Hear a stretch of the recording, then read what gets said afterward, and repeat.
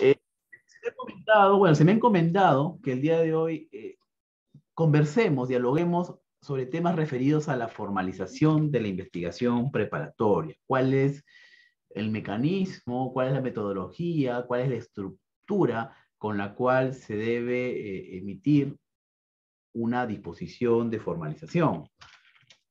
Entonces, para poder hablar sobre estos temas, para poder nosotros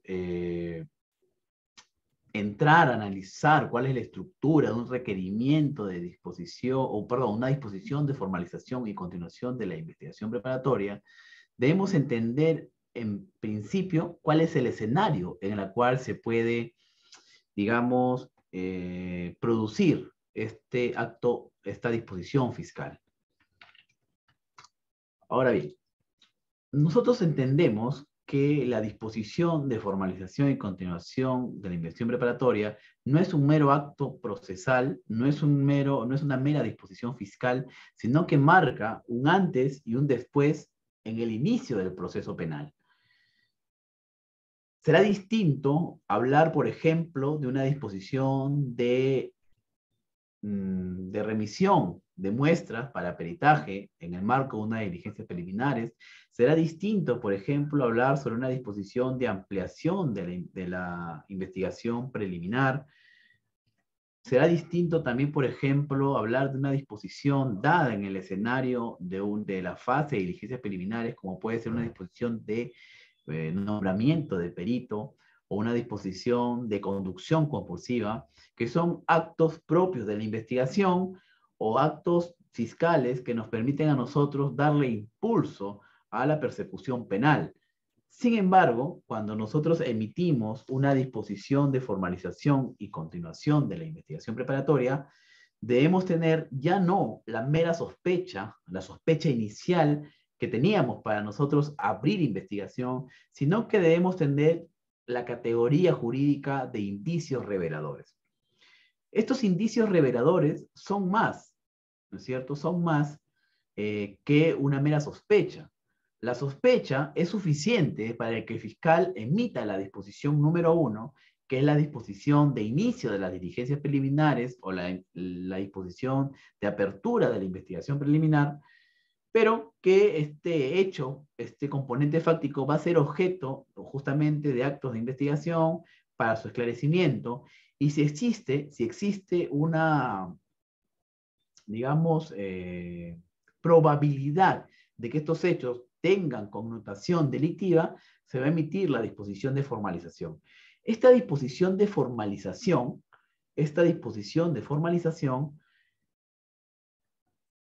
no solamente fija la imputación, sino que mediante esta disposición, estimados participantes, se ejercita esa facultad que tiene el Ministerio Público para promover la acción penal. El ejercicio de la acción penal se canaliza mediante el documento fiscal denominado disposición de formalización y continuación de la investigación preparatoria. Pero ojo, una cosa será, en materia penal, una cosa será el ejercicio de la acción penal y otra cosa distinta, la pretensión penal. Estos dos momentos, por lo menos en materia penal, se realizan mediante actos fiscales distintos. A diferencia de lo que pasa o acontece o sucede en materia civil, en la cual con la formulación de la demanda, en ese mismo documento se ejercita el derecho que tiene el accionante, ¿no es cierto?, de poder recurrir al órgano jurisdiccional para poder reclamar un derecho. En esa misma demanda se ejercita la acción penal que tiene el demandante, el actor, y también se fijan los puntos controvertidos, se fija cuál es la pretensión, concretamente se plasma el petitorio concreto que está solicitando este demandante. Eso ocurre en materia civil. Pero en materia penal tenemos una suerte de pretensión y acción del ejercicio de la acción penal de manera escalonada. Con la formalización, y quiero que se entienda esto claro, con la formalización se ejerce la acción penal y se inicia formalmente un proceso. Será por eso que luego de emitir la disposición de formalización y continuación de la investigación preparatoria, conforme al artículo 3 del Código Procesal Penal, se deberá informar de esta disposición al juez de investigación preparatoria para que con esa presentación de la disposición de formalización se tenga por comunicado, y es ahí donde se va a generar el número de expediente y propiamente se inicia el proceso de manera formal. Pero la pretensión en esa disposición, si bien vamos a fijar cuál es la imputación, esa no es la pretensión que tiene el Ministerio Público. La pretensión, estimados participantes, se va a formular en el requerimiento acusatorio. En el requerimiento de acusatorio, el Ministerio Público, adicionalmente a la calificación, a la tipificación, va a formular en uno de sus apartados del requerimiento acusatorio cuál es su pretensión concreta, cuál es la pena, ¿no es cierto? ¿Cuál es la pena privativa de la libertad que solicita contra el imputado? ¿Cuál es la pena de multa correspondiente, si así fuera el tipo de delito lo requiriera? ¿Cuál es los días multa que requiere el caso en concreto? ¿Y cuál es, si es que no hubiera un actor civil válidamente constituido, cuál es la reparación civil que el Ministerio Público propone a favor de la parte agraviada? Entonces, en el requerimiento acusatorio es donde se plasma la pretensión concreta que tiene el Ministerio Público en un determinado proceso o un proceso penal declarativo de condena, ¿no? Que es como usualmente se le está llamando al proceso común. Entonces, tenemos que tener claro esos dos momentos. Con la disposición de formalización, se ejercita la acción penal y la pretensión va a estar a cargo que en la investigación, en la fase de investigación preparatoria propiamente dicha, se realicen, pues, o se continúen realizando los actos de investigación que le generen esa convicción al fiscal de que el imputado tenga vinculación directa y es responsable penalmente por los hechos. Si ello es así, la pretensión se fijará en un momento distinto de la formalización y este será luego de concluir la misma en el requerimiento acusatorio. Entonces, eso tiene que entenderse. Esta disposición de formalización y continuación de la investigación preparatoria no solamente fija los hechos incriminados, sino también establece cuál es el componente fáctico, cuáles son los hechos que se le atribuyen al imputado.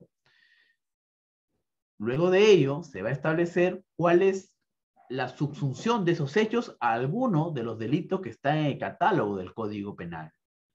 Es una imputación, ¿no es cierto?, provisional, porque no existe, o por lo menos si es entendido así, es mal entendido, ya una imputación, digamos, establecida, fija, inamovible.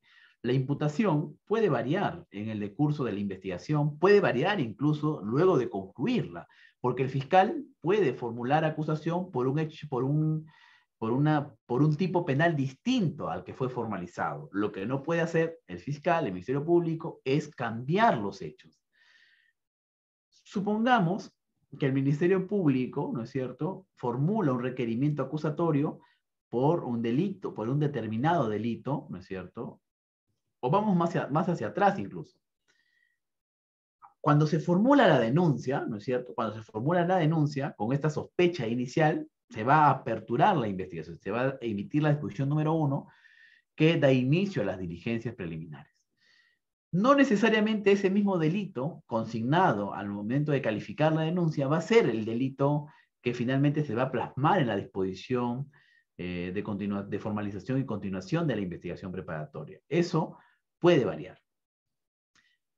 Supongamos que eso ocurra y que del delito primigenio que fue formulada en la denuncia, se varió y se calificó por otro delito. Vamos a poner el ejemplo, ¿no es cierto? Vamos a poner por ejemplo de que se formuló, ¿no es cierto?, una denuncia por el delito de, inicialmente, por el delito de violación de domicilio, ¿no? Porque se atribuye a una persona, a un vecino que ingresó sin autorización, ¿no es cierto?, al inmueble de una de sus vecinas, en la cual estaba una menor de edad. Producto de las investigaciones, se pudo determinar que en realidad no se trató de un ingreso indebido a un domicilio, sino lo que se trató fue del acceso a este inmueble para que el investigado pueda acceder carnalmente a esta menor que se encontraba sola en este inmueble. Entonces se formaliza por eh, el delito de violación sexual, ¿no es cierto? Porque existe aparentemente esta intencionalidad de la gente en acceder carnalmente y según la teoría del Ministerio Público en ese momento, habría introducido parte de su cuerpo en alguna de las cavidades establecidas en el artículo 170 del Código Penal. Muy bien, esta misma tipificación, ¿no es cierto? Esta misma tipificación puede ser recogida también en el requerimiento acusatorio, ¿no es cierto? Puede darse el caso también que el Ministerio Público evalúe, analice el caso en concreto y con los actos de investigación que se continúan realizando tras la formalización, se dé cuenta que en realidad no era un delito de violación sexual, sino era un delito de actos contra el pudor, ¿no es cierto? Agravado, ¿no es cierto? Acto de pudor en agravio de menor edad. Bueno, supongamos que se mantenga el delito, eso no garantiza que la sentencia, ¿no es cierto? Que la sentencia contra esta persona sea la misma imputación consignada en el requerimiento acusatorio, porque durante el desarrollo del juzgamiento, el Ministerio Público puede introducir por escrito una acusación complementaria en la cual varíe la tipificación. Y no solamente puede ocurrir eso, puede que al final del desarrollo de la actividad probatoria, pese a que el Ministerio Público se ha mantenido en la imputación, en la tipificación de un determinado delito, sea el juzgado, el juez unipersonal o colegiado, según corresponda, dependiendo del caso, quien se desvincule de la tipificación del Ministerio Público e imponga, ¿no es cierto?, e imponga la tipificación que corresponda según la actuación probatoria, según el desenvolvimiento del juicio oral. Entonces, esto, ¿qué nos lleva a nosotros a concluir? Esto nos lleva a nosotros a concluir que la imputación es un componente variable que puede modificarse en diferentes estadios del proceso, ¿no es cierto? Y que no podemos nosotros sostener que la imputación debe ser una imputación acabada al momento que se formaliza la investigación preparatoria, porque, repito, bajo el principio de progresividad, esto puede variar en el decurso de la investigación ya formalizada o incluso en la etapa tercera del proceso común, que es la etapa de juzgamiento. Eso puede cambiar.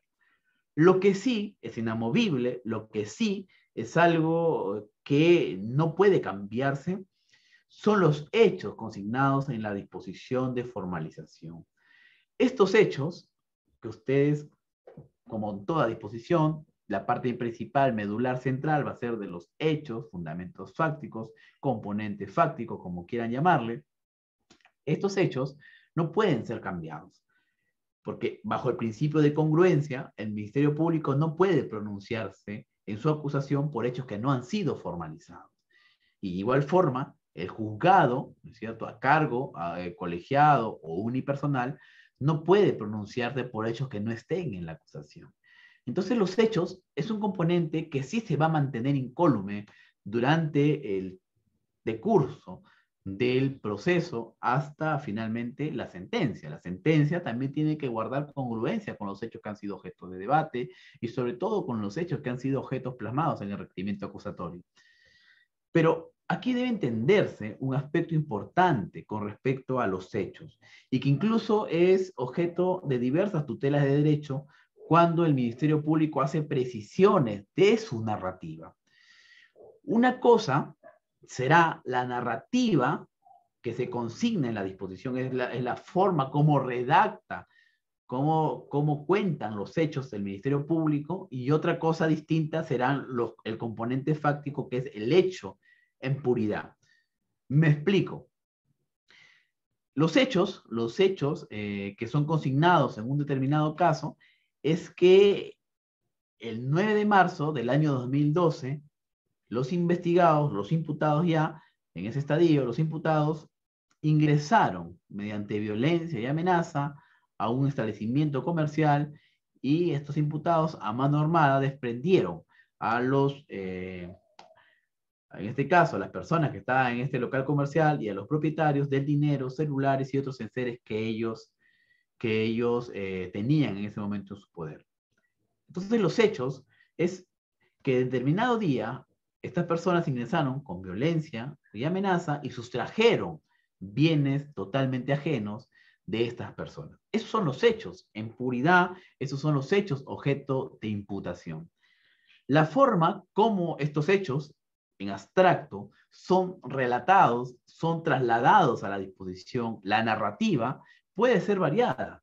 Es decir, yo puedo contar de una forma cómo acontecieron estos hechos y ir eso perfeccionándolo en el decurso del avance de la investigación, en el decurso incluso en el requerimiento acusatorio, puedo yo consignar una narrativa distinta a la que yo empleé o la que se empleó a nivel de investigación preparatoria. Entonces, esto es algo que debemos tenerlo claro porque se piensa que los hechos, no, los hechos así plasmados en la disposición de formalización no pueden ser cambiados de ninguna forma. Y esto no es correcto. Pueden ser cambiados, lo que puede cambiarse es la narrativa. El hecho siempre se va a mantener ahí, que es la imputación en puridad. Ahora, incluso es saludable que se cambie de alguna manera conforme va avanzando los estadios procedimentales, la narrativa de los hechos.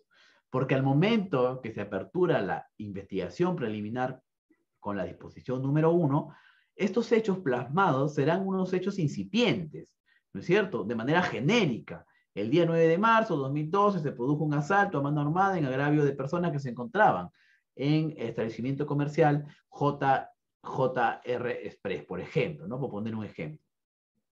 Entonces, en estos hechos no tenemos mayores datos quiénes eran los agraviados, cuánto se sustrajo, qué enseres se sustrajeron, si es que hubieron personas que resultaron lesionadas de alguna forma, no tenemos esos datos.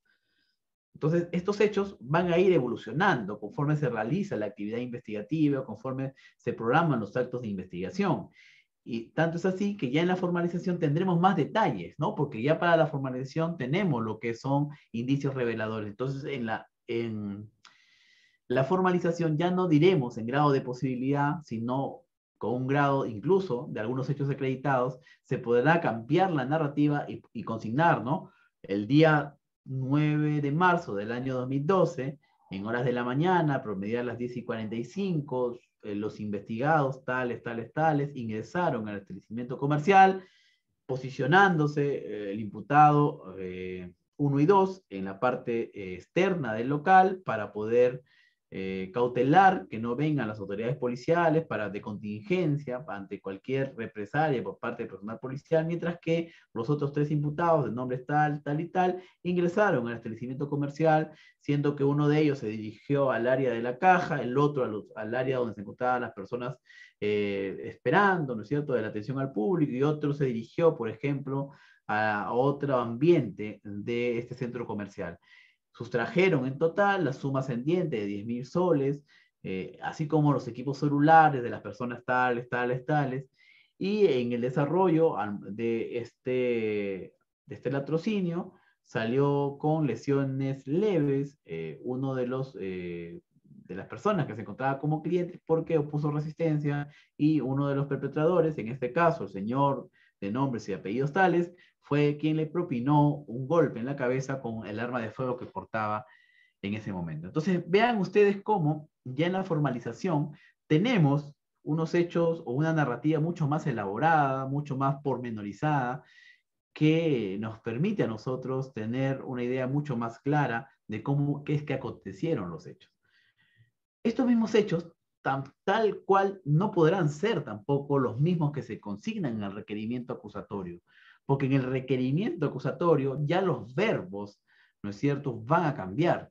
Lo que nosotros pondríamos en el requerimiento acusatorio es que se ha determinado que el día 9 de marzo del año 2012 los imputados se encontraban, ¿no? Se encontraban en la avenida Circunvalación y que ingresaron al establecimiento JR Express provistos de arma de fuego, y todos estos datos ya no los podemos consignar en la redacción en probabilidad, sino ya acreditado, porque es un hecho objetivo que los investigados o los imputados ingresaron, que estuvieron presentes en ese centro comercial donde perpetraron el delito de robo agravado.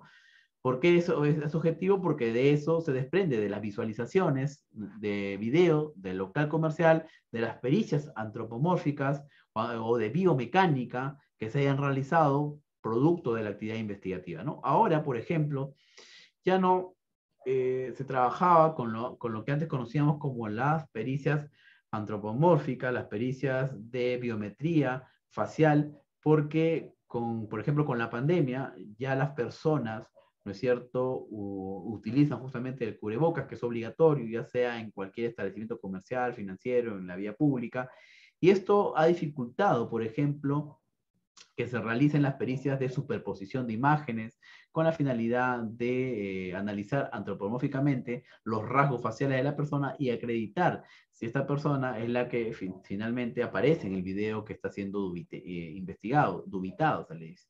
Entonces, eso, con este tema de la mascarilla, incluso antes con el facial, incluso era sumamente difícil, ¿no? Y si le sumamos eso a una persona que esté con el traje en ese entonces, ¿no? Marzo, abril, mayo del año 2020, si le sumamos nosotros a ello que tenga pues estos protectores que se usaban a los albores del inicio de la pandemia, estos protectores que tenían incluso una capucha sumamente difícil de poder sacar los 7 puntos característicos del rostro para que sea una muestra aprovechable y homologarla con una imagen de video, ¿no? Es sumamente difícil. Lo que se utiliza en estos casos, por ejemplo, es otra modalidad de pericia antropomórfica, que es la de biomecánica. Se analiza aquí la forma de pisada del investigado, la forma de caminar, de desplazarse, obviamente la contextura física es importante siempre, la altura, y analizando todos estos componentes se puede dar una idea clara si es que la persona que aparece en los videos es la misma persona que ha sido detenida, la misma persona que está siendo imputada.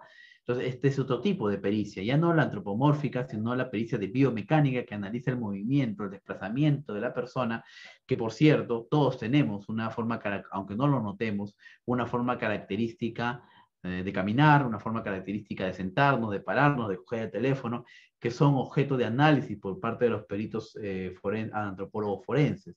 Y se puede determinar en esos casos la presencia de una persona en una escena del crimen, ¿no? En una escena del delito. Entonces vean ustedes que ya cuando se acusa, la formulación, ¿no es cierto?, la redacción va a cambiar notoriamente, porque ya no hablaremos en grado de probabilidad, sino de manera categórica, ¿no? Se ha determinado que los investigados estuvieron presentes el día 9 de marzo del año 2002 en el centro comercial tal, se ha determinado concretamente que las personas agraviadas fueron las siguientes y que el desmedro patrimonial de ellos fueron los siguientes montos, ¿no? De manera específica, porque se ha acreditado con los vouchers que retiraron dinero en ese día, tal vez con declaraciones juradas, tal vez con la acreditación de la persistencia de los equipos celulares sustraídos. Tenemos más elementos. Y al momento que se plasma en el requerimiento acusatorio tiene que ser de esa forma categórica, afirmativa.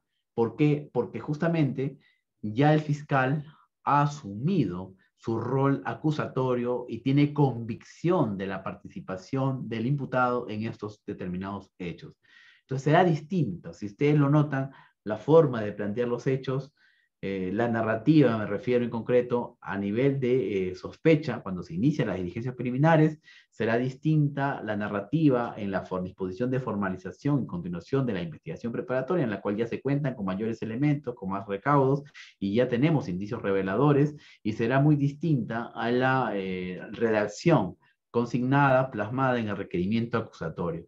Si se dan cuenta, los hechos en puridad se mantienen. Lo que ha cambiado es la narrativa, es la técnica de redacción que ha empleado el fiscal al momento de plasmar sus hechos, dependiendo en qué estadio procedimental se encuentre. Entonces, eso tiene que entenderse porque en algunos se ha visto, ¿no? Se ha visto que cuando se quiere formalizar la investigación, lo que se hace es buscar el archivo con el que se aperturó porque ya están los hechos. Y se hace un copia y pega Cuando se ven los hechos de la formalización, se ve lo siguiente, ¿no? Fluye de la ocurrencia de calle común 523/2021, que el investigado se constituyó a la comisaría a efecto de denunciar, pero eso no son los hechos del delito, esos son de alguna manera otras circunstancias que pueden hasta ser algunas circunstancias precedentes, ¿no? No circunstancias concomitantes, que es lo que en buena cuenta nos interesa a nosotros, qué es lo que ocurrió en el momento de los hechos.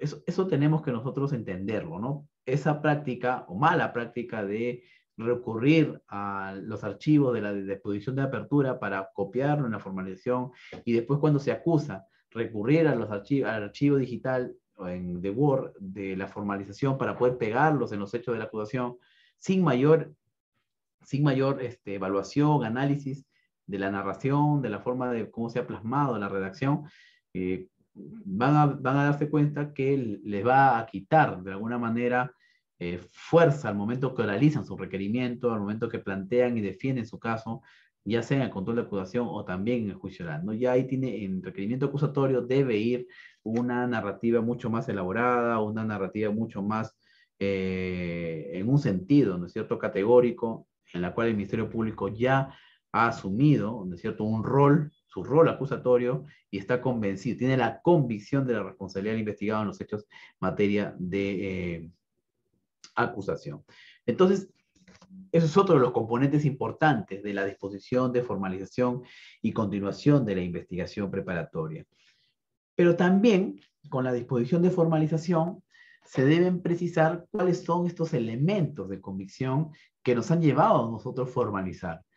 Y cuando nosotros hablamos de elementos de convicción, no estamos refiriéndonos nosotros aquí, por ejemplo, al informe policial, que es lo que usualmente se consigna en las formalizaciones, a las fichas de RENIEC, que es lo que usualmente se consigna en las formalizaciones, o los elementos de convicción son aquellos actos de investigación que nos han generado a nosotros esa, digamos, seguridad de que existen, ¿no es cierto?, fundadas razones para formalizar la investigación. Esos son los elementos de convicción. Se deben relatar en esta disposición para garantizar que el imputado no solamente tenga, y usted está en el Código Procesal Penal, no solamente tenga conocimiento de los hechos formulados, del delito que se le incrimina, sino también que tenga conocimiento cuáles son los elementos de convicción en su contra hasta ese momento. Para garantizar ello es que el código establece que se deben consignar cuáles son los elementos de convicción en un caso determinado. Pero también la disposición de formalización debe hacer un análisis de la naturaleza, y este es otro apartado de la disposición de formalización. Debe haber un extremo, un apartado reservado para desarrollar frente a qué caso a qué naturaleza de caso nos encontramos.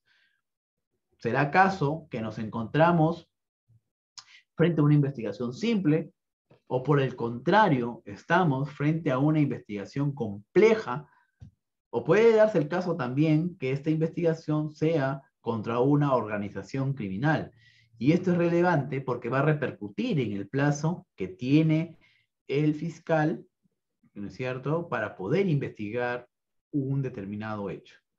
Entonces, si nosotros consideramos que el caso en concreto es un caso de naturaleza compleja y compleja de manera fundada, porque existe una pluralidad importante de investigados, una pluralidad de hechos denunciados o de delitos formalizados, o tal vez se requiere la realización de diversas pericias en el caso en concreto, o el análisis de documentación voluminosa, de un acervo documentario extenso, que requiera de un tiempo mayor al del plazo común, al de un caso simple, debemos motivarlo para poder nosotros, en su oportunidad, en la parte dispositiva de la formalización, consignar el plazo concreto dependiendo de la naturaleza del caso que estamos investigando. Reitero, por ejemplo, hablamos de un caso simple, son 120 días, caso complejo, 8 meses, caso de crimen organizado, 36 meses.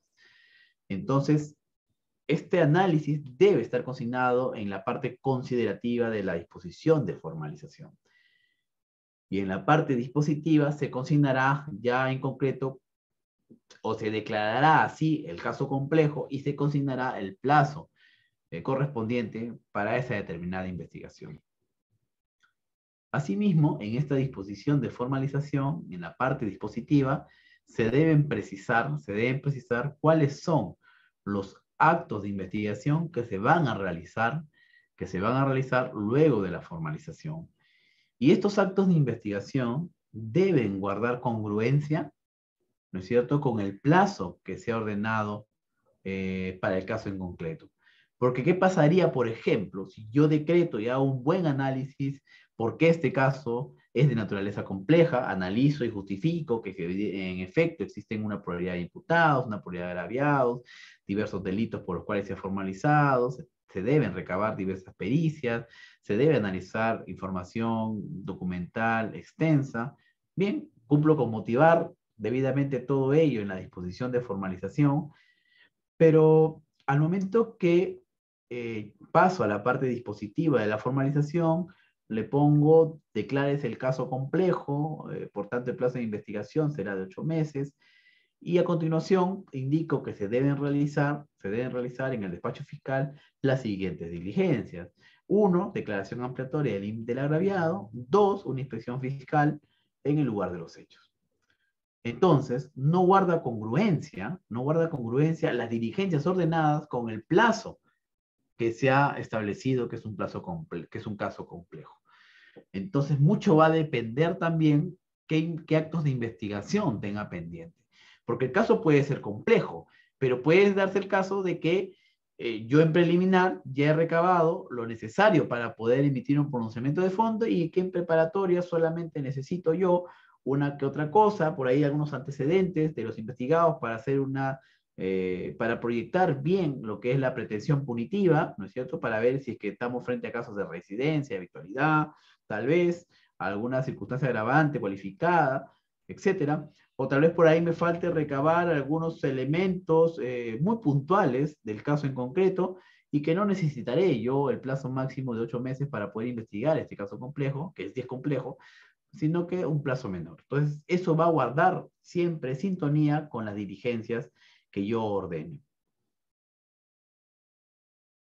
Entonces, esto es importante que nosotros lo tengamos claro. La doctora Shibeli nos pregunta si en un caso de crimen organizado se puede extender más de 36 meses. El plazo que establece el Código Procesal Penal para los casos de crimen organizado es de 36 meses. Eso es en su fase, digamos, el plazo inicial. Establece la norma también que este plazo, tanto el plazo de crimen organizado como el plazo de caso complejo, pueden ser prorrogados por un tiempo igual, ¿no es cierto? En el caso de caso complejo, 8 meses más, en el caso de crimen organizado, 36 meses más. Pero esto debe estar justificado, debe estar justificado. Ahora, en la casación, 599-2018, caso Cocteles, caso Fuerza Popular, se estableció y se analizó esto, que el plazo de 36 meses es un plazo sumamente extenso, que el fiscal, si bien puede utilizarlo en los casos de crimen organizado, no se justifica de que automáticamente se dispongan los 36 meses, sino que esto es un tope, un límite máximo que se tiene para investigar cuando hablemos de organizaciones criminales, cuando hablemos de crimen organizado. Pero esto debe ser gradual en el tiempo.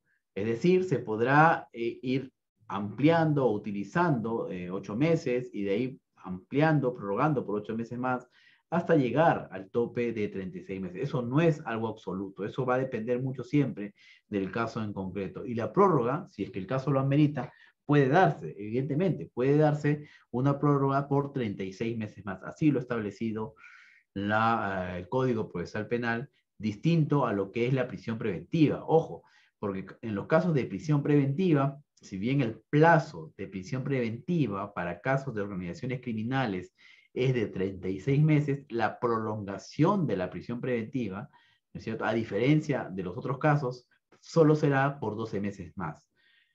La prisión preventiva, por ejemplo, para casos comunes, para casos simples, casos ordinarios, es de 9 meses. Se puede solicitar la prolongación de la prisión por 9 meses más.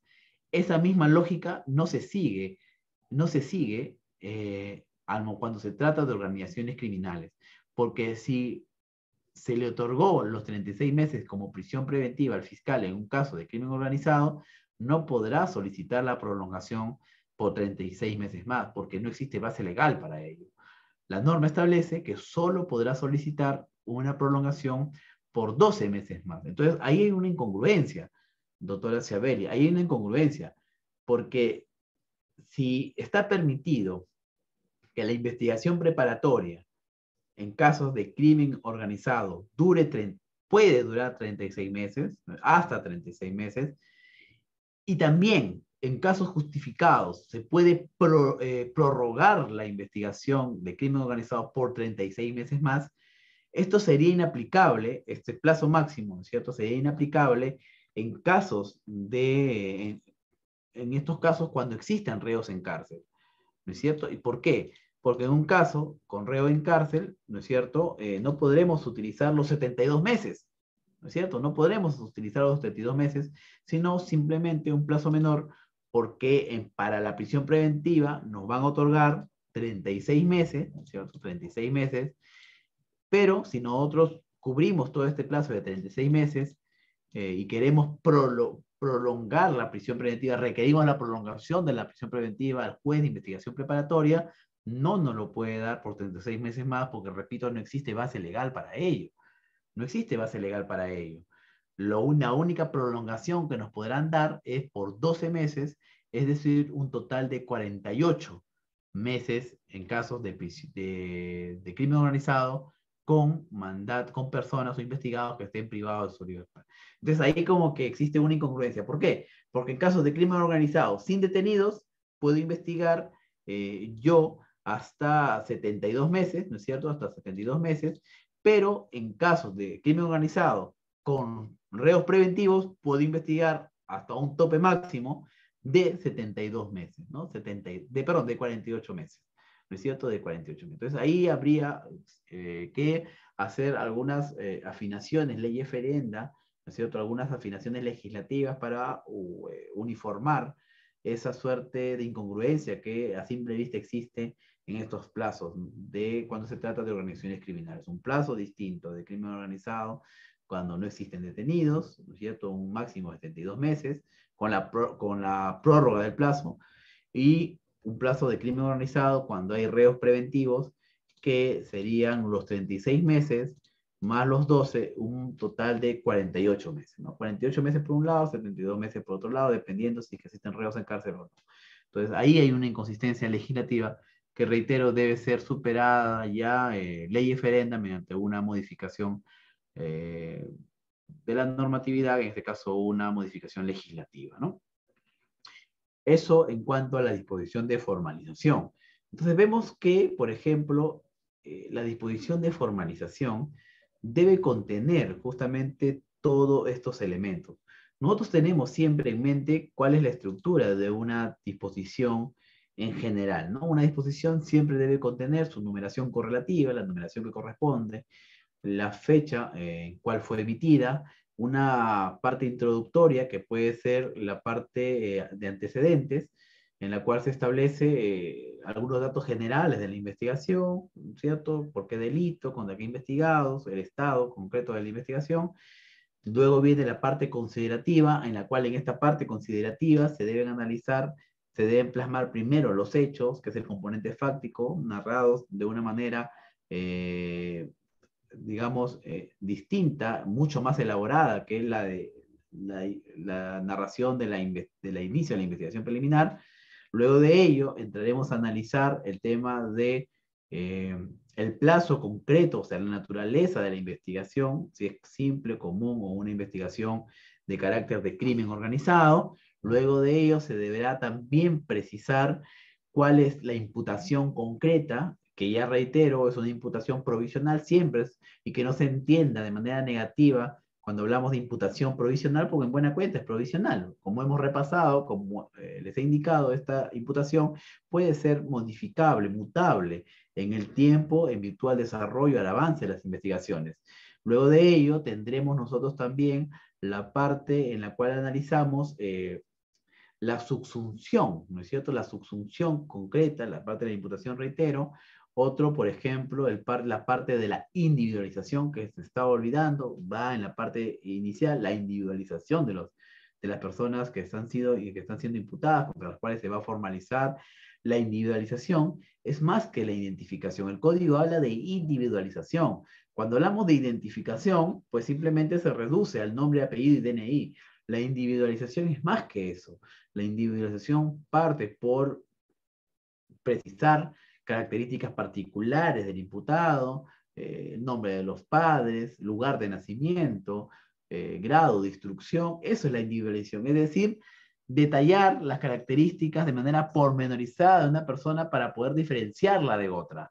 Y aquí han sucedido casos, por ejemplo, en los cuales han habido imputados que no tenían documento de identidad porque nunca se registraron en la RENIEC, nunca hicieron los trámites correspondientes y por tanto nunca tuvieron su documento de identidad.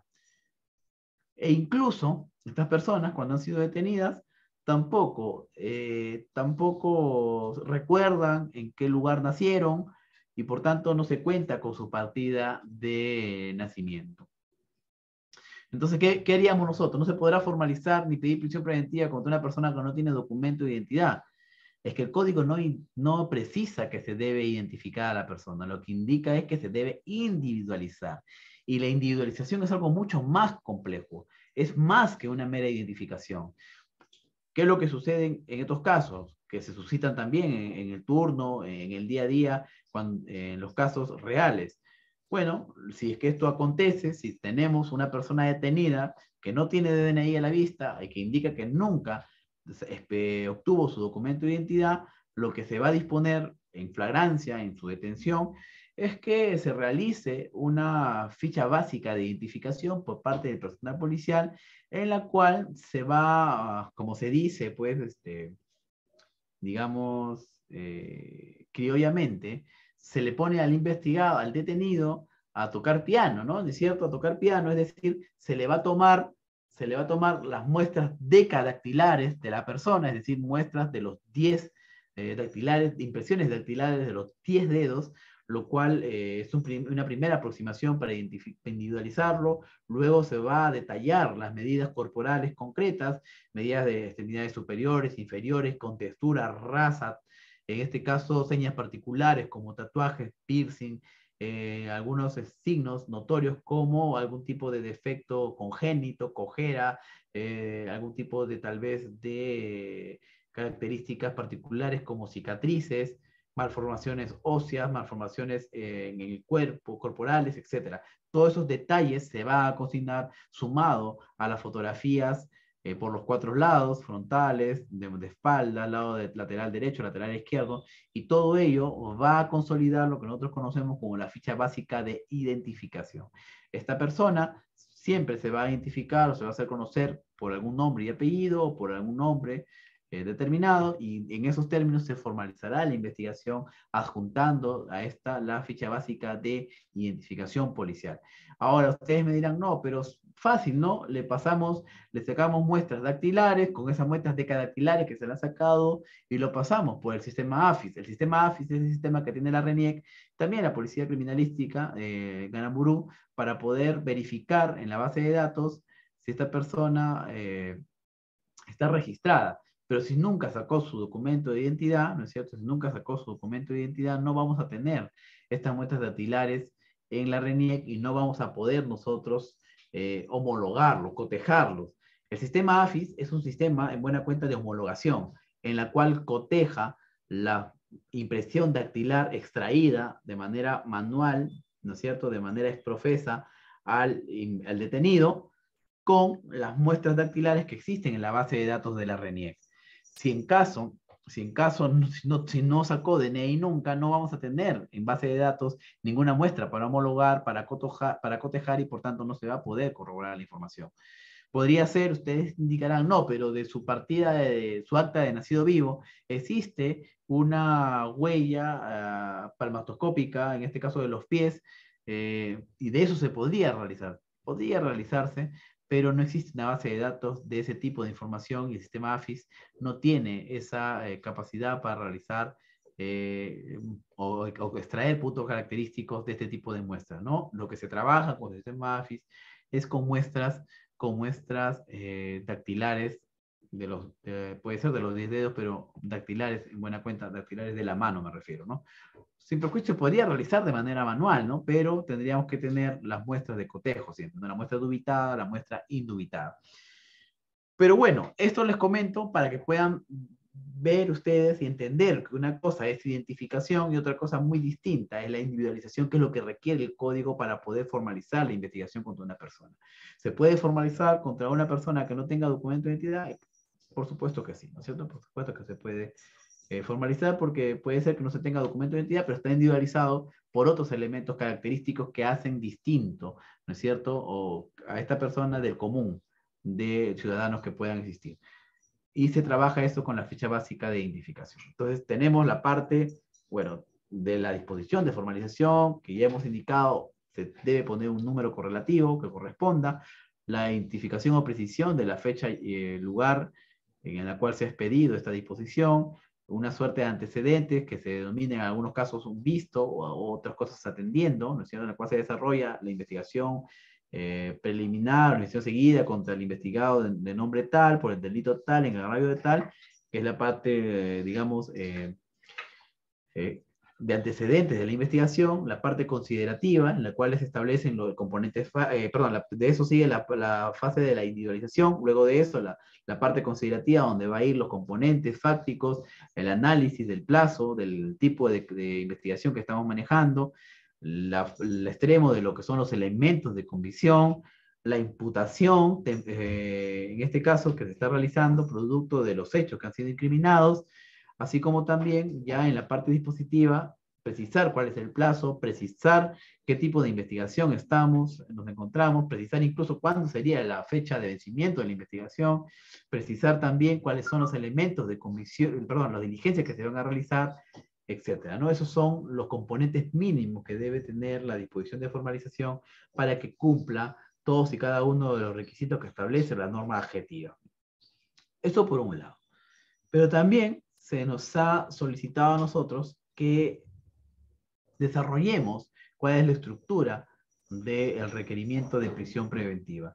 Y guarda congruencia con lo que estamos hablando con la disposición de formalización, porque luego de la disposición de formalización, el fiscal debe pronunciarse, tendrá habilitada la facultad para requerir algún tipo de medida coercitiva que asegure al investigado, de ser el caso, de ser necesario, ¿no es cierto?, asegure su permanencia y vinculación, su sujeción al proceso.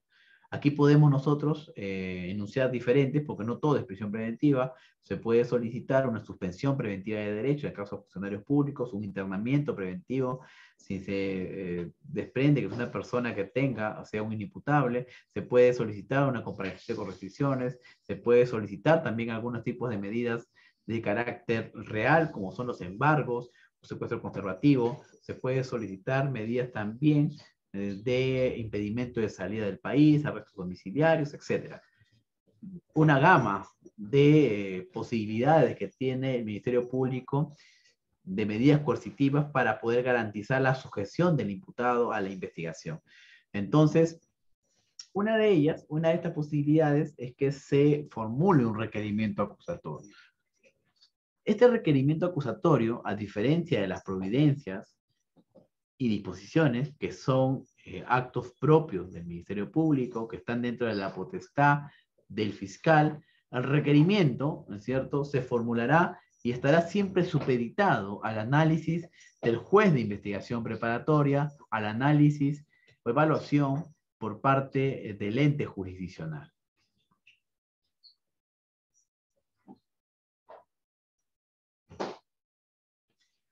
Aquí, por ejemplo, la doctora Elsa nos pregunta si es que en el caso de diligencias preliminares, casos simples, complejos, crimen organizado, pero, ¿no es cierto?, en esta fase inicial, fase de diligencias preliminares, de investigación preliminar, tiene prórroga. Ya la casación 599, que a su vez, ¿no es cierto?, que a su vez ha desarrollado y recogido las casaciones primigenias de la libertad y en su momento la de Ancas, que analizó los problemas del límite del plazo de las diligencias preliminares, ha establecido aspectos importantes respecto a lo que son los plazos de investigación en diligencias preliminares.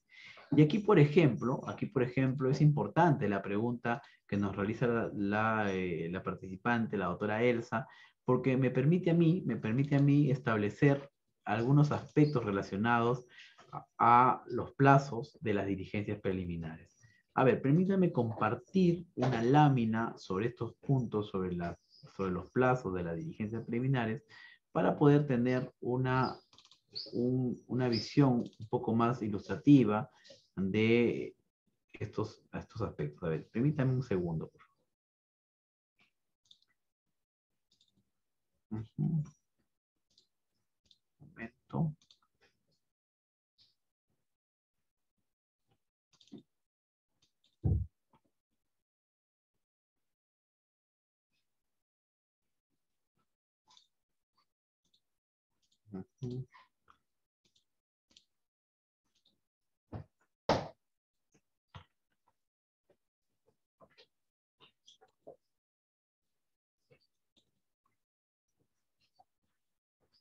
Correcto, aquí está. Bien, a ver, voy a ver si estoy habilitado. Bien, sí, para compartir, correcto. Bueno, me confirman si se puede visualizar. Aquí en pantalla, por ejemplo, nosotros tenemos que este tema, y es importantísima esta pregunta de la doctora, porque se incurre a veces en algunos, digamos, errores de interpretación de los plazos de diligencias preliminares, pese a que esto ya ha sido superado, ya ha sido abordado por la Corte Suprema en sendos pronunciamientos, pero hay 3 pronunciamientos en concreto que marcan ya y zanjan el tema del plazo máximo de las diligencias preliminares. Aquí tenemos, por ejemplo, en un primer momento, la casación 2-2008, la libertad, la casación 144-2012 del Ancash, y finalmente la casación 599-2019 que les comentaba, Lima, ¿no? La casación 599 de Lima. Sucedía que cuando el Código Procesal Penal vio la luz en el año 2006 en Huaura, ¿cierto? En ese momento, la redacción de la norma procesal con respecto al plazo de diligencias preliminares era distinto al que tenemos ahora. En ese entonces se establecía, en 2006, 2007, 2008, se establecía que el plazo de diligencias preliminares era de 20 días y que el fiscal podría discrecionalmente fijar un plazo distinto en virtud o dependiendo de la complejidad de la investigación que tenga entre manos. Entonces ahí había un primer problema, ¿no es cierto? Que fue relativamente, digamos, abordado de manera legislativa porque esa norma fue modificada y se estableció en los términos que actualmente se encuentra la norma procesal con respecto al plazo de diligencias preliminares, que establece, justamente que establece, el artículo 334, que el plazo de diligencias preliminares es de 60 días, ¿no es cierto? Es de 60 días. Pero esta norma, el artículo 334, no establecía cuánto era el plazo máximo que podía durar una investigación preliminar. Entonces, como esto era ya un problema recurrente en los distritos fiscales y que llegó incluso mediante una casación interpuesta por el Distrito Fiscal de la Libertad, para que se establezca jurisprudencialmente, en este caso mediante esta casación, cuánto era el plazo máximo de las diligencias preliminares. Entonces, aquí en esta casación 2-2008 se estableció el primer criterio y que fue el criterio que en buena cuenta fue asumido para todos los tipos de investigación, para todas las naturalezas de investigación, sea compleja o de crimen organizado.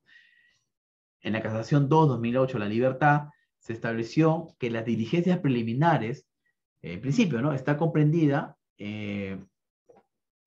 por el plazo máximo, que en su hipótesis más extrema, ¿no es cierto?, que en su hipótesis más extrema no podía ser mayor al plazo máximo de la investigación preparatoria, que está establecida en el artículo 342 del Código Procesal Penal. Entonces, ese fue el criterio que estableció la Corte Suprema en esta casación 2-2008. La fase, reitero, de diligencias preliminares no puede o no podrá exceder, en la hipótesis más extrema, no puede ser mayor que el plazo máximo de la investigación preparatoria. Pero no cerró del todo el problema la Corte Suprema, porque al hablar de hipótesis más extrema de la investigación preparatoria, se generaron corrientes de interpretación, que indicaban que la investigación preparatoria propiamente dicha tiene un plazo básico de 120 días, pero también tiene una prórroga de 120 días más, y por tanto se interpretó que la investigación preliminar, ¿no es cierto? La investigación preliminar puede durar 180 días. Sin embargo, lo correcto será, ya para seguir la lógica de la Corte Suprema, es que el plazo de diligencias preliminares es de 120 días, ¿no es cierto? Ya no cabría ahí una ampliación. En igual sentido, ¿no es cierto? La casación 144-2012 ya empezó a analizar qué sucede cuando el plazo de la investigación, es en el caso de investigaciones de naturaleza compleja, e indicó también que el plazo no puede superar el plazo máximo del supuesto más extremo de la investigación preparatoria, que es el caso de 8 meses. Y ya en la casación 599-2019, que es la síntesis propiamente, la síntesis de estas dos casaciones anteriormente indicadas, se estableció que en el caso de crimen organizado, el plazo de diligencias preliminares no puede exceder de 36 meses, ¿no? Pero ahí se adoptaron otros datos interesantes también relacionados a lo que es crimen organizado, pero que, bueno, no viene mucho al tema, pero que se estableció ese plazo máximo, ¿no? De 36 meses. Quedando ya con esta casación 599, en Lima, que los plazos para diligencias preliminares en casos comunes es de 120 días, en casos complejos es de 8 meses, y en casos de crimen organizado es siempre hasta 36 meses. No, no es que el fiscal tenga que necesariamente esperar los 120 días para formalizar o evaluar algún otro acto procesal o vía procedimental para poder recorrer. No, esos son plazos máximos, ¿no? Que el fiscal puede decidir si va a transitar los 120 días, o tal vez en 100 días o en 80 días puede ya emitir un pronunciamiento de fondo o emitir un pronunciamiento distinto, ¿no es cierto? Distinto. Y que acá también es prudente también hablar sobre el tema de las posibilidades que tiene el fiscal luego de iniciar una investigación preliminar. No siempre va a ser la formalización, ojo, el fiscal puede realizar diferentes aspectos, diferentes actos. Puede, como bien saben ustedes, lo que comúnmente se entiende es que el fiscal puede formalizar o archivar después de la investigación preliminar. Pero esto no es del todo cierto, porque el fiscal, claro está, puede archivar la denuncia, puede formalizar también la investigación, pero también puede hacer otros actos procesales. Puede ordenar la intervención de la Policía Nacional, puede reservar provisionalmente la investigación, que es distinto al archivo de la investigación, puede formalizar una acusación directa, ¿no es cierto? O puede también optar por recorrer un proceso especial, que es un proceso inmediato. Entonces, no solamente archivar o denunciar son las potestades que tiene el fiscal, sino tiene toda esta gama de posibilidades que ustedes ven en esta diapositiva. Entonces, sí, doctora Susan, voy a compartir todas estas diapositivas, incluso de la sesión anterior, para que ustedes lo tengan, pues, a la mano, de consulta, si es que en caso les interesa. No pierdan cuidado, solo voy a compartir. Entonces, estas son todas las posibilidades que tiene el fiscal para poder, luego de haber realizado diligencias preliminares, no solamente archivar, no solamente formalizar, es más que eso. Puede también incluso optar por un criterio de oportunidad, ¿no? Un acuerdo reparatorio, un principio de oportunidad propiamente dicha, etcétera, ¿no? Podría ser también una posibilidad. Cuando se hace un principio de oportunidad, se hace una disposición de abstención de la acción penal, que es distinto a un archivo, ¿no? Es distinto. Pero buena cuenta, el caso va a salir de rojo, sale el sistema fiscal, claro, tal vez el efecto sea el mismo, pero terminológicamente, técnicamente hablando, tiene connotaciones distintas. Bien, eso en cuanto al requerimiento de prisión preventiva, ¿no? Este requerimiento de prisión preventiva, estimados participantes, debe ser formulado ya hubo un antes y un después, ¿no? La casación 626-2013 Moquegua estableció que en la audiencia de prisión preventiva se deben abordar 5 puntos de debates, ¿no es cierto? Los fundados y graves, básicamente los del artículo 268 del Código Procesal Penal, los fundados y graves elementos de comisión, el tema de la prognosis de la pena, el peligro procesal. Pero esta casación Moquegua nos introdujo, ¿no es cierto?, 2 puntos de debate que deben ser obligatorios también en la audiencia de prisión preventiva, que es la duración de la medida y la proporcionalidad del pedido de prisión preventiva. Entonces, como a nivel casacional se han establecido que se deben abordar estos puntos de debate, ¿no es cierto? Se deben abordar estos puntos de debate. El requerimiento de prisión preventiva luego de Moquegua tiene otras características. Ya se debe entonces desarrollar en un apartado cuáles son. Eso se debe desarrollar la proporcionalidad de la medida y en otro apartado la duración de la medida. Entonces la prisión preventiva es una suerte, es una medida coercitiva de carácter personal, de carácter incidental, es una medida cautelar, por tanto, tiene naturaleza accesoria y depende del principal, ¿no? Temas básicos de teoría general del proceso, ¿no es cierto? Lo accesorio sigue la suerte del principal. Entonces, la prisión preventiva pues, nunca podrá contener más que la formalización, pero sí podrá contener menos. ¿A qué me refiero? Que yo no voy a solicitar la prisión preventiva contra personas que no están en la disposición de formalización. No puedo solicitar prisión preventiva contra hechos que no están en la disposición de formalización. No puedo solicitar prisión preventiva por delitos que no están desarrollados previamente en la disposición de formalización y continuación de la investigación preparatoria. Pero sí podré, por ejemplo, de los 10 delitos por los que he formalizado, solamente pedir prisión por uno. O contra las 30 personas que se han formalizado en la investigación preparatoria, solamente pido prisión preventiva contra 10 de ellas. Entonces sí podré yo formular requerimiento, ¿no es cierto?, en términos menos extensos o en términos menores que la disposición de formalización, pero nunca más, ¿no es cierto? Entiéndase eso.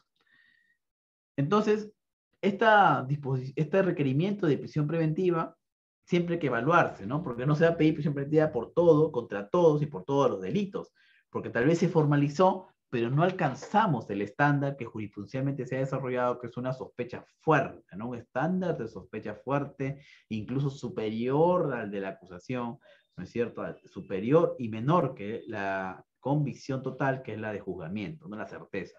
Entonces, puede ser de que yo formalicé por 10 delitos, no alcancé ese grado de sospecha fuerte, vehemente, sino tal vez simplemente me quedé en una base suficiente.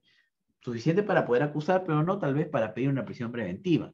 Entonces, esto es importante que nosotros lo entendamos, porque se cree de que si yo tengo un caso determinado, tengo que pedir la prisión preventiva exactamente en los mismos términos.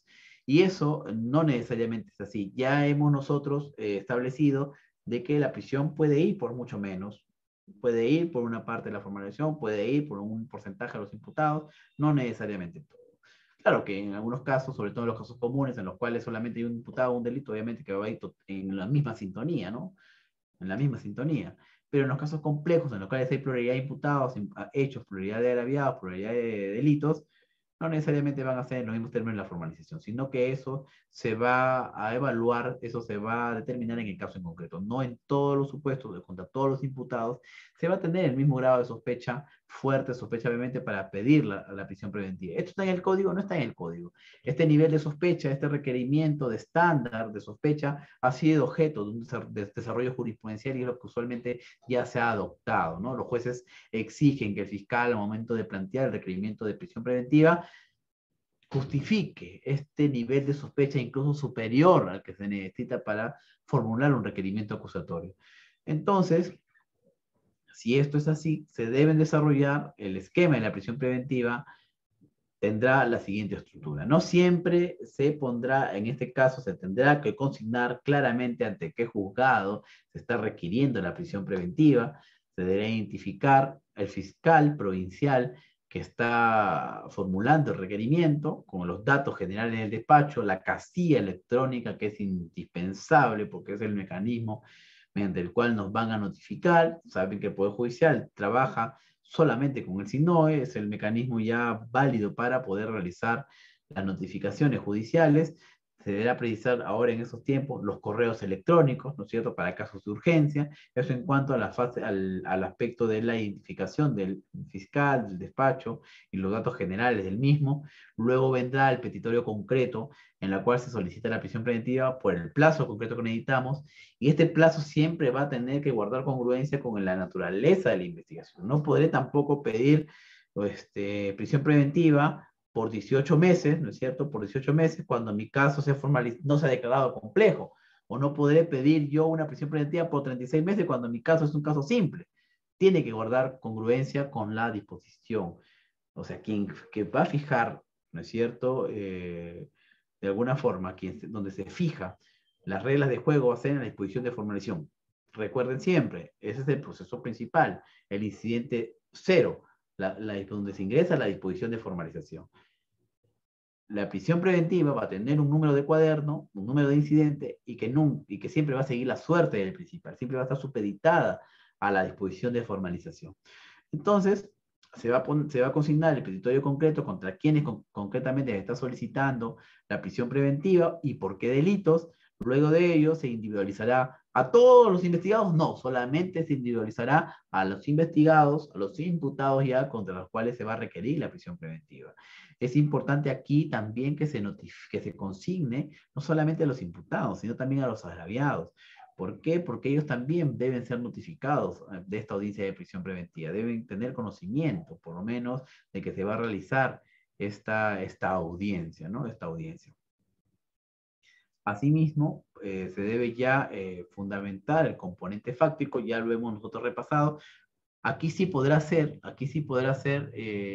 tal vez en los mismos términos consignados de la disposición de formalización, pero lo pertinente para el caso en concreto, porque en la disposición de formalización tal vez tenemos hechos distintos, con imputados distintos, pero solamente en mi prisión, tal vez estoy elucubrando, tal vez voy a pedir por un hecho concreto de un cohecho.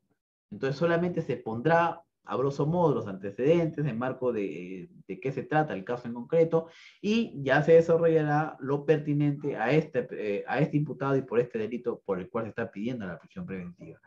El apartado de imputación también es importante, se debe precisar en los términos del Código Penal cuáles son los verbos rectores por los cuales se están presentando en el caso concreto, cuál es el tipo penal concreto, para poder, y cuál es, aquí, a diferencia de la formalización, se va a consignar, ¿no es cierto?, cuál es la prognosis de pena en el caso en concreto, ¿no? Cuánto es la represión punitiva que le correspondería al imputado si es que es hallado o si es que es sentenciado por el delito que se le está imputando.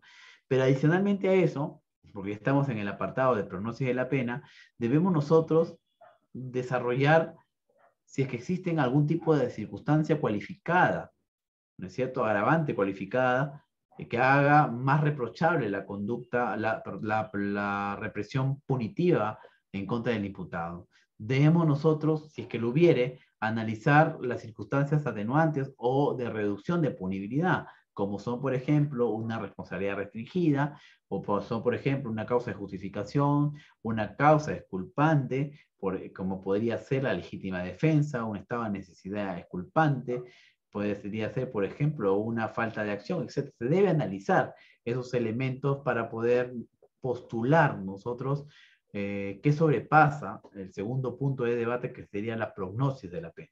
Luego de ello, debemos analizar y precisar cuál es el peligro procesal en el caso en concreto.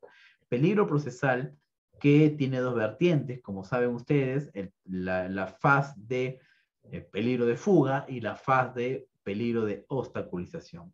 No es necesario, estimados participantes, que desarrollemos los dos, ¿no es cierto? A veces queremos motivar también peligro de obstaculización cuando concretamente no existen elementos objetivos que acrediten o que hagan pensar de que se puede presentar realmente un peligro de obstaculización. Entonces, si eso no es así, simplemente motivemos de manera adecuada lo que es el peligro de fuga, ¿no?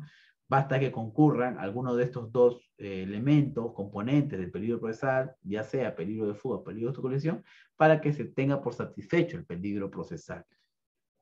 Bien, el doctor Ramos nos indica lo siguiente, nos pregunta, cuando hay un detenido por flagrancia, ya no es necesario la subetapa de investigación preparatoria propiamente dicha y de frente se pasa al juicio oral. Eso va a depender. Eso va a depender si estamos frente a un caso simple o un caso complejo. El acuerdo plenario 1-2016, el acuerdo plenario 1-2016 aborda este tema de lo que es el proceso inmediato. Lo que dice el doctor Ramos es cierto porque en una medida, porque cuando hay flagrancia delictiva por hechos que no revisten mayor complejidad, ya no se va a formalizar la investigación preparatoria. Lo que se va a hacer es la incoación de un proceso inmediato. En esta incoación del proceso inmediato, que va a ser analizado en una audiencia de proceso inmediato, si es que se declara válido la incoación del proceso inmediato, se discute también la medida coercitiva o tal vez una salida alternativa. Estos tres aspectos de debate tiene la audiencia de incoación del proceso inmediato. Primero, la procedencia de la incoación. Segundo, la medida coercitiva. Y tercero, la posibilidad de arribar a una salida alternativa que puede ser principio o terminación anticipada. Si es declarado procedente la incoación, como dice el doctor Ramos, iremos directo a un juicio inmediato, ¿no es cierto? Iremos directo a un juicio inmediato. Pero esto se va a dar en casos muy concretos de simplicidad de la investigación. El acuerdo plenario 1-2016 ha establecido ya que cuando existen circunstancias de complejidad, por ejemplo, un delito de robo agravado, un delito de secuestro, un delito de violación, en la cual se requiere un espacio para desarrollar actos de investigación y también para que eventualmente la defensa pueda también solicitar actos de investigación de parte, pueda incluso solicitar peritaje o presentar pericias de parte, etcétera. En estos casos se debe optar por un proceso común, es decir, no transitar el camino de la flagrancia, perdón, el camino del proceso inmediato. El proceso inmediato es un proceso especial que tiene sus causales. Uno será cuando existan suficientes elementos de convicción de la comisión de un delito y la vinculación del delito con el imputado. Pero el acuerdo plenario lo ha restringido. Lo ha restringido porque ha indicado que no solamente tiene que haber suficientes elementos de convicción, sino que debe existir, primero, una simplicidad del caso y segundo, que el delito no requiera de una actividad investigativa compleja, como es un delito, y también que la pena, ¿no es cierto?, no sea una pena alta, una pena sumamente severa, porque si hablamos de una violación sexual a menor de edad en la cual las penas son exorbitantes, no sería prudente que se realice mediante un proceso inmediato porque se estaría de alguna manera cercenando la posibilidad del investigado, del imputado, a que pueda también solicitar actos de investigación o que también en su descargo interponga pericias de partes o que tal vez pueda cuestionar los actos de investigación que el Ministerio Público ha presentado. Entonces, aquí hay que tener el detenimiento necesario para poder llegar a juicio oral mediante un proceso común y no mediante un proceso inmediato, ¿no? Tiene otros supuestos. El proceso inmediato también se ha establecido que en los casos de conducción de estado de ebriedad, que en los casos de omisión a la asistencia familiar, se utilice este proceso especial, se transite por el proceso inmediato, pero no siempre es así, ¿no? No siempre es así. No es que automáticamente, en todo caso de flagrancia, se deba ir al proceso inmediato, sino esto mucho va a depender del caso en concreto. Es un caso sumamente simple, por ejemplo, en el caso de ingreso indebido de celular o algún otro dispositivo a establecimiento penitenciario, en estos casos, por ejemplo, nosotros podríamos incoar un proceso inmediato, porque ya en la diligencia preliminar tenemos todo. Tenemos el acta del personal del INPE que acredita que esta persona ha estado introduciendo en sus prendas o partes íntimas o parte de algún tipo de la parte corporal un equipo celular. Tenemos tal vez la declaración del personal del INPE, el acta, tenemos tal vez la individuación plena de la persona, tenemos por ahí una inspección fiscal que se acredita que fue detenida en el interior del centro penitenciario, tenemos tal vez una diligencia sumarísima que se hizo de operatividad, ¿no? Se ve que el celular funciona, prende, se hace una llamada, efectivamente sirve para los fines de comunicación, entonces tenemos todo, ¿no es cierto? Podríamos ir a un proceso inmediato, porque hay simplicidad, ¿no es cierto? Hay simplicidad en esa investigación. Entonces, esa es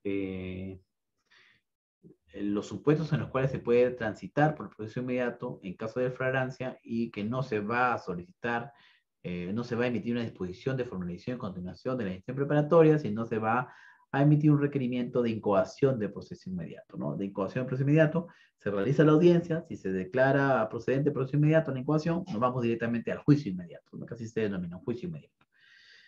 Eso en cuanto a la pregunta, pues, del doctor Ramos. Muchas gracias, doctor. Muchas gracias. Las preguntas son importantes que me permiten a mí esclarecer estos puntos oscuros a veces y también dar algunos alcances personales, algunas posiciones también particulares que tengo sobre los temas que ustedes me ponen sobre la mesa. A usted, doctor, a usted, gracias por la pregunta, doctor Ramos. La doctora Diana Ceballos nos indica, nos formula la siguiente interrogante. ¿Cuál es la finalidad concreta de la prisión preventiva? Bien, esto es un tema importante. La prisión preventiva siempre va a ser objeto de debates, polémico, pero nosotros debemos remitirnos a la institución procesal. La medida coercitiva de prisión preventiva, reitero, es una medida cautelar de carácter personal. Y lo que va a buscar, la finalidad, no es, ojo, no es una pena anticipada. Ojo, no es castigar al imputado adelantadamente, ¿no es cierto? No es un castigo procesal, no.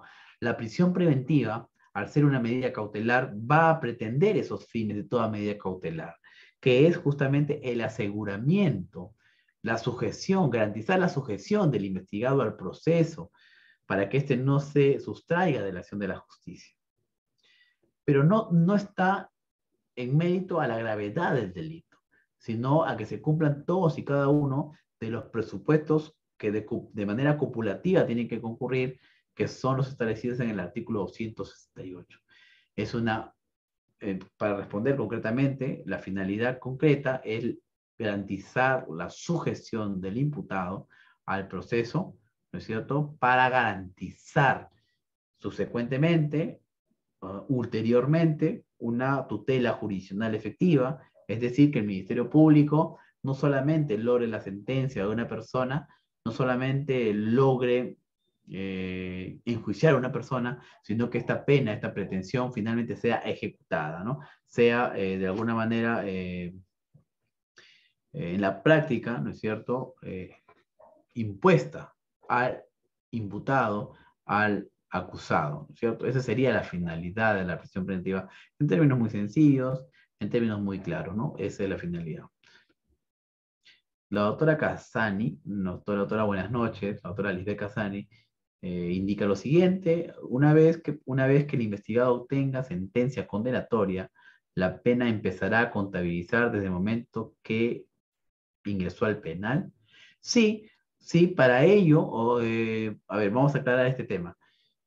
A ingresar al penal se refiere cuando ingresó con mandato de prisión preventiva o cuando se le sentenció y a partir de la sentencia ingresó a la prisión preventiva. Incluso más que ello, doctora, incluso más que ello, se computa desde el momento de su detención. Del momento de su detención, pues, doctor, pero el mismo día que lo detuvieron, a las 48 horas, se pidió la prisión preventiva, 2 días más, 2 días menos, son 2 días más, ¿no es cierto?, de pena privativa de libertad. El caso de crimen organizado, el caso de drogas, por ejemplo, son 15 días, ¿no es cierto? Son 15 días y que la audiencia puede durar unos 3 días más, estamos hablando de 18 días.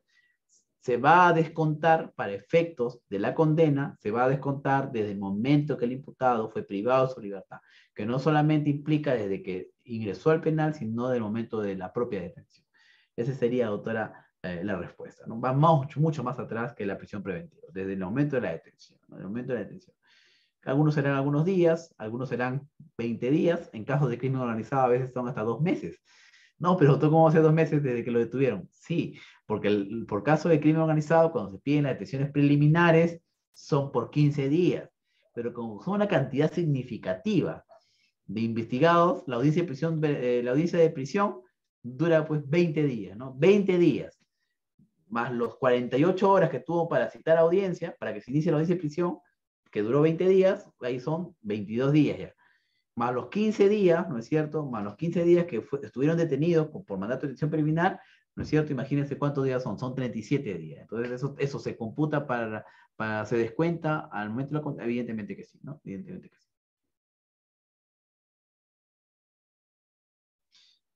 Doctora Chabeli, desde que va, nos comenta, ¿no? Sería entonces desde que va a la comisaría y lo pasan a la fiscalía. Son dos momentos distintos, ¿ah? Porque un momento va a ser cuando lo detienen y le generan su papeleta de detención. A partir de ese momento esa persona ya está privada de su libertad. Y otro momento será cuando lo pasan a la fiscalía. No entiendo yo cuando lo comunican a la fiscalía. Entonces son momentos distintos, ¿no? Saquemos la cuenta de la papeleta de detención, de que esta persona formalmente está detenido, privado de su libertad, de su locomoción, de su capacidad ambulatoria, ¿no? De su capacidad ambulatoria. Eso sería, estimada doctora Ciabelli. Bien. Eh, no todos los delitos, doctora Lisbeth Casani. Mire, por ejemplo, en la ley 30 a ver, bueno, la ley de delitos informáticos, no recuerdo ahorita bien el número, en la ley de delitos informáticos, todos los delitos de la ley no pueden ser prisión, no se puede requerir prisión preventiva. ¿Por qué? Porque las penas son mínimas, no superan la prognosis de la pena de 4 años, de superior a 4 años de pena privativa de libertad.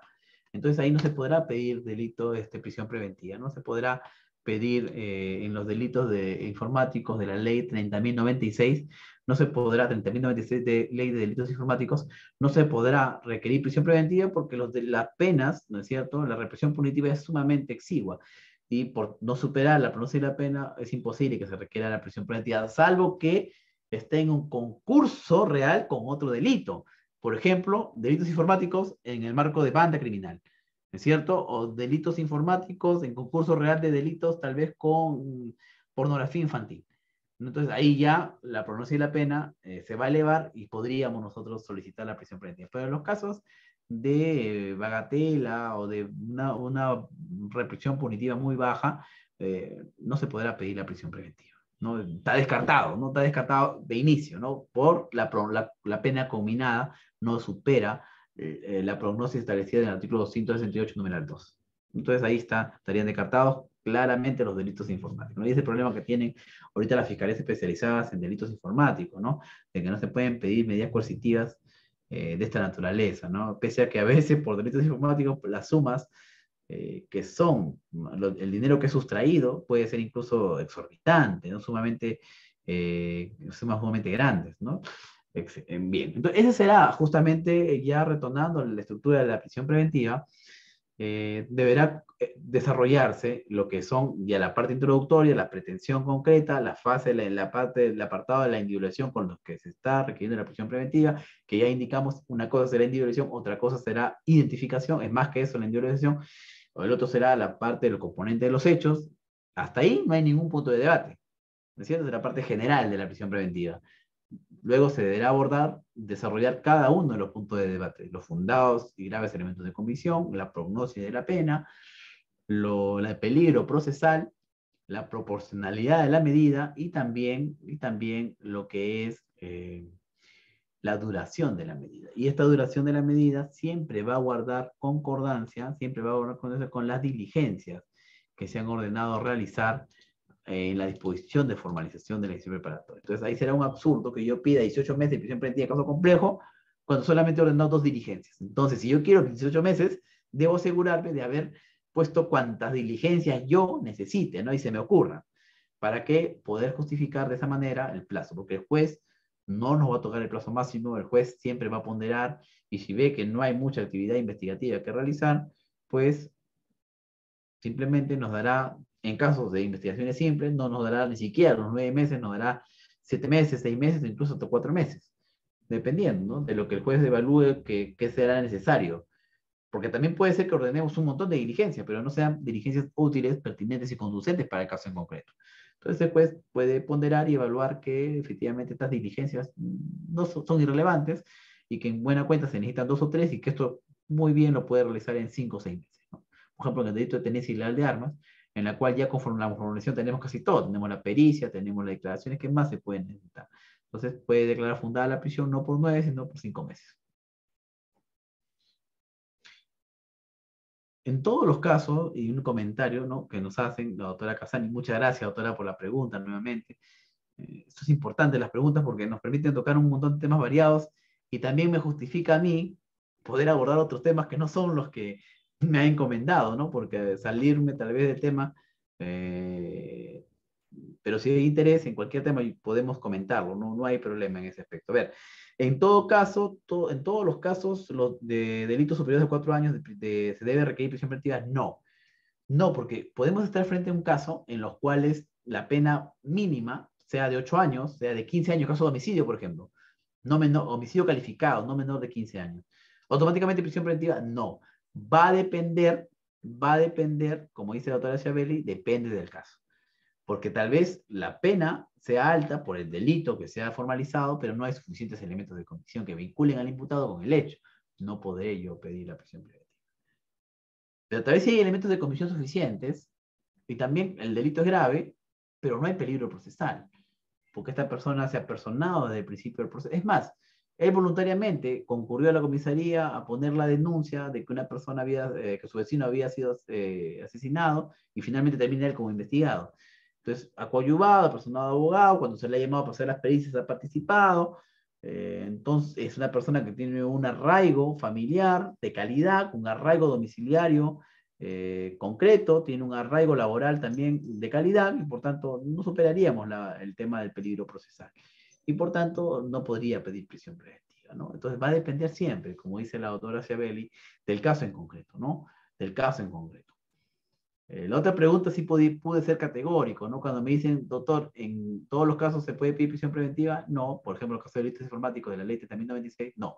Porque en ninguno de los delitos informáticos de la ley 30.096 supera la prognosis de la pena automático. Pero ahora, en todos los delitos que superan 4 años de pena privativa de libertad, ¿se va a pedir prisión preventiva? No.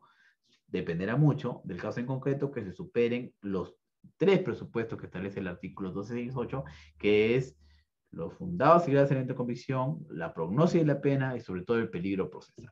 Sobre todo el peligro procesal. Gracias a usted, doctora Casani. Excelente por la pregunta. Bien, yo creo que ya es tarde, no quiero cansarlos. Nuevamente les expreso las disculpas del caso por la excesiva demora. Sin embargo, también, en todo caso, si lo tiene a bien la institución, podría tal vez complementariamente hacer, ¿no?, una hora adicional en algún día que se indique para poder conversar de otros temas de disposiciones, formalizaciones, incluso no he tenido el tiempo de poder tal vez separar algunos modelos de disposición. Podríamos hacer una clase complementaria, no sé, estoy a disposición de magíster para que me fijen un día, si así lo tienen bien, y poder ver ya el tema ya un poco más concretos, aterrizados a disposiciones, para que ustedes vean también, ¿no? Y ver cuáles son los errores, cuáles son los aciertos que se realizan en las disposiciones. Claro, algunos modelos, doctora Casani, ¿no? Pero siempre el modelo, pero también explicado, ¿no? Los transmito, les explico qué problemas hubo aquí, porque hay algunas buenas prácticas también de distintos fiscales. Cuando yo he ido a inducir a las inducciones del personal fiscal, he visto que en algunos distintos fiscales tienen buenas prácticas a nivel de disposiciones de preliminar, a nivel, por ejemplo, algunos citan como la policía, ¿no?, de frente 3 fechas, que el testigo que podrá concurrir el día lunes, el día miércoles, el día viernes, ¿no? Y eso lo utilizan, ya no amplían. Si no viene uno de esos días, simplemente pueden archivar por un tema de, tal vez, de que no hay mayor información, porque el mismo agraviado no ha, digamos, mostrado ese interés de poder dar información. Algunos elementos importantes, ¿no? Por ejemplo, de que solamente se remitan a la sede policial copias de la carpeta y no los originales. Eso lo vi, por ejemplo, en Chachapoyas, que generaba muchos problemas. Había desconfianza entre la policía y el Ministerio Público, y se mandaban copias solamente de la carpeta, más no los originales, cuando muchas veces se necesitan también los originales para ciertas diligencias, etcétera, ¿no? Entonces, hay varias cosas que se pueden rescatar de la práctica, pese a que el código es uno, estimados participantes, y que ahora está vigente en todo el Perú. Los distritos fiscales tienen diferentes maneras de interpretar, diferentes metodologías de llevar las audiencias, diferentes formas y estilos de plantear las disposiciones y requerimientos. Entonces es importante también analizar todas esas variantes y sacar siempre lo mejor, ¿no es cierto?, de estas disposiciones, de esos modelos, como dice la doctora Casani, para ir mejorando justamente la práctica procesal, para ir acortando los tiempos, para ir de alguna manera agilizando y buscar ese equilibrio entre eficiencia y eficacia al momento de investigar, al momento de emitir nuestras disposiciones, al momento de emitir nuestros requerimientos. Yo quedo en deuda con ustedes con esta clase complementaria, no quiero cansarlos más, si es que no habría alguna pregunta, sería todo por mi parte por el día de hoy, ¿no? Por el día de hoy.